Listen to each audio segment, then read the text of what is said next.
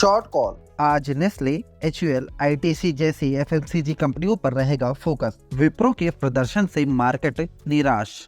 आज focus FMCG sector पर रहेगा। HUL, नेस्ले, ITC और टाटा कॉफी आज दूसरी तिमाही के नतीजों का ऐलान करेंगी। PVR आइनॉक्स, मेट्रो ब्रांड्स और यूनाइटेड ब्रेवरीज भी कंज्यूमर सेंटिमेंट के बारे में बताएंगे। रूरल डिमांड में अब बेस्टंत नहीं दिख रही है। इनकम में स्थिरता और मॉनसून की बारिश एक समान नहीं रहने का असर फेस्टिवल सीजन पर दिख सकता है। हालांकि FMCG कंपनियां जो कई तिमाहियों से कमजोर रूरल डिमांड का सामना कर रही हैं, उन्हें इस बार फेस्टिव सीजन में हालात बेहतर रहने की उम्मीद है। बजाज फाइनेंस के शेयरों में 18 अक्टूबर को 3% गिरावट आई।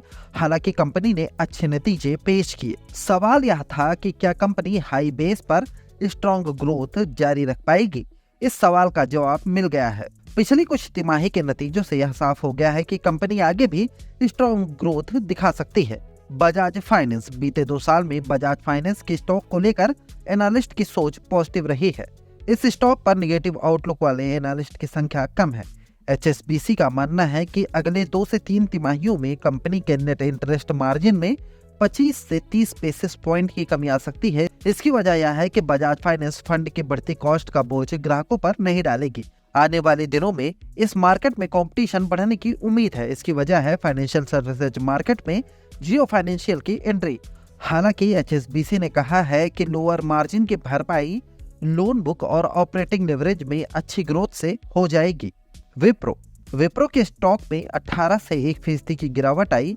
कंपनी की दूसरी तिमाही के नतीजे अच्छे नहीं रहे हैं। CEO डेला पोर्टे का कहना है कि नतीजों में खुशियां मनाने के लिए कई चीजें हैं। नई डील के लिहाज से दूसरी तिमाही पिछली 9 तिमाहियों में सबसे अच्छी रही है।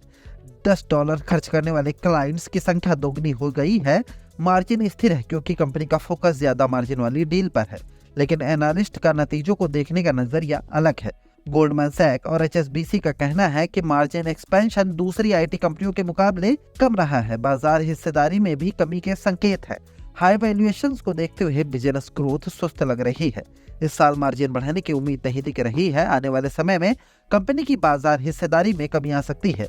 कोरोना के बाद मार्केट में आई तेजी में IT कंपनियों में सबसे ज्यादा उछाल विप्रो के शेयरों में देखने को मिला था। 22 महीनों में शेयर की कीमतें 4 गुनी हो गई थी। इससे कीमतें 2000 के अपने रिकॉर्ड हाई से ऊपर निकल गई थी। लेकिन इसके बाद विप्रो के शेयरों का प्रदर्शन बहुत कमजोर रहा है। यह अपने हाई लेवल से करीब 40% गिर चुका है। पिछले 20 साल में विप्रो की अर्निंग स्टोरी निराशाजनक रही है। विप्रो के स्टॉक पर बेरिश नजरिया रखने वाले एनालिस्ट का मानना है कि IT सेक्टर में निवेश करने के लिए कई दूसरे बेहतर स्टॉक्स उपलब्ध है। बुल्स का कहना है कि इस लेवल पर गंवाने के लिए कुछ नहीं है। हुडको, यह स्टॉक 11% गिर चुका है क्योंकि मार्केट सरकार के ऑफर फॉर सेल OFS के जरिए कंपनी में अपनी हिस्सेदारी बेचने से खुश नहीं है। सरकार ने अब कंपनी के अपने 14 करोड़ शेयर बेचने का प्लान बनाया है। पहले उसने 7 करोड़ शेयर बेचने का प्लान बनाया था। सवाल है कि क्या शेयरों में गिरावट की वजह सरकार के प्लान में बदलाव है। यह याद रखना होगा कि यह शेयर मार्च के अपने लो लेवल से 2 गुना से ज्यादा हो चुका है। पिछले कुछ सेशंस में ट्रेडिंग वॉल्यूम को देखने से ऐसा नहीं लगता है